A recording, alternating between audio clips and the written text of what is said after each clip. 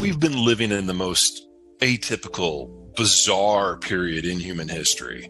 The very concept of globalization, the idea that you can participate in some sort of supply chain or source some product or sell some product on the other side of the planet. This has never happened before without some degree of military control and escort. But at the end of World War II, the Americans scrapped the old imperial system that generated the war. And we said that we would patrol the global ocean so that anyone could play. You could sail anywhere at any time, interface with any partner, participate in any manufacturing, access any raw commodity, and sell into any market.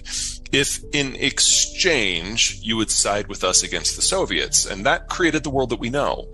And it sounds like just a simple guns for butter deal, but you got to remember how fractured everything was before 1945. If you were in a country that didn't have oil, then you didn't industrialize. If you were in a country that didn't have farmland, then your population was minuscule. Globalization allowed everyone to sell what they were good at and buy what they weren't good at, and everyone in the world became a specialist. And so we now have soy on farms in Iowa that's most productive in the world. But we also have semiconductors coming out of Taiwan, a country that was pre-industrial by every definition until very recently. And every part of the world can play now. And that has encouraged this mass diversification, and it's encouraged this mass explosion in economic activity, particularly once the Cold War ended in 1992. But it was always artificial. And it was always based on the Americans continuing to hold up the ceiling.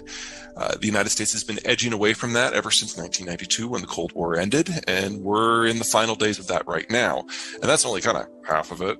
Is when you allow everyone to participate in global trade, people move off the farm and they take services and manufacturing jobs in town. On the farm, kids are free labor. You have a bunch. In town, kids are really, really expensive pieces of loud, annoying furniture. So you have fewer because adults aren't stupid. Yep. You play that forward for 70 years, and we have had a population bust in the making, global in scope for decades now. And most of the advanced world has now aged past the point of no return. That includes countries like China. So in this coming decade, it's not just that we're going to see populations aging out of being competitive. We're going to see populations aging out of being sustainable and actually being countries. One of the many, many, many outcomes of the 2020s is the end of China as a unified nation state and as an economy. But this has all been hardwired in now for 40 years, and we are finally reaching the point where the page turns. Every country is going to have its own story, because every country started aging at a different point, and they started aging at a different rate, and how you live in urban versus rural zones is dependent upon the local geography.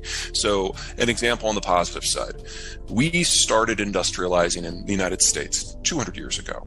So for us, this hasn't been a 40, 50-year process. This has been a 200-year process. And so our birth rate has dropped incrementally that entire time, but we've adapted to it as we've shifted into the cities. So the United States still today has the highest birth rate among any of the advanced worlds. We're the most slowly aging country.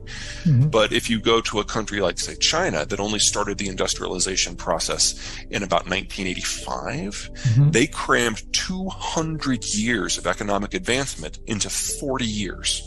That also means they crammed 200 years of demographic adjustment into 40 years. So one of the reasons why the Chinese have been so economically successful in many people's eyes is because they have done 200 years of industrial development, building out industrial plant and infrastructure and power lines in a single generation.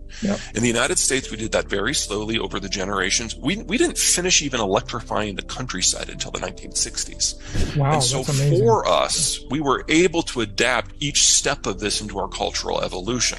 That's one of the reasons why in the United States, you're far more likely to live in the suburbs than the urban cores, because we did this on a slow process and we can make adjustments and people can still have families of size in the suburbs. In the case of China, the population was already relatively high. And when they made the jump, they skipped all the intervening steps. They didn't have to develop cell or telephones that were on landlines. They skipped right to cellular. And in doing so, they went into denser and denser footprints very, very early in the process. So you went from a subsistence farm to a high-rise condo in a generation. And when you're in a condo, no kids. So one child, is that part of it? Absolutely. But one child is the secondary factor in the Chinese demographic collapse. The single biggest one is that they all moved in small condos in a very short period of time, and everyone just stopped having kids altogether. Yeah. So we know now that China will cease to exist as a functional demographic structure and economy this decade, because it's not just that they ran out of children. That was 30 years ago. Mm-hmm. They're now running out of 30-somethings. Yeah, sure. So historically, capital and demographics have not been intertwined. Now, yes, as you age, your net worth increases. And as you age, you become more adventurous with your investments, and that drives more economic activity. And then when you retire, you cash it all and go to T-bills because you won't be able to stomach any sort of market turning or currency turning. That's been true since the dawn of recorded history. There's nothing new there. What is new is the demographic profile has changed. So in a pre-industrial world, you had very few 60-somethings. You had more 50-somethings and yet more 40-somethings and on down. It built a pyramid. What industrialization and urbanization has done is change the shape of the pyramid. In some countries like the United States, it's more or less a chimney, but with a bulge for the baby boomers. Mm-hmm. And some like Germany, it's a diamond with more people in their 50s than their 40s, than their 30s, than their 20s, and then narrowing up as you would expect at the top. What's happening globally right now, not just with the American boomers, is that we've got this big cadre of people in their 60s who are moving into retirement, and they are a bulge in the structure. So instead of just a small group of people relative to the overpopulation that are moving on and changing their investment portfolios, we have the single largest generation in our history doing that. And on average, they will have completed that transition by the end of this year.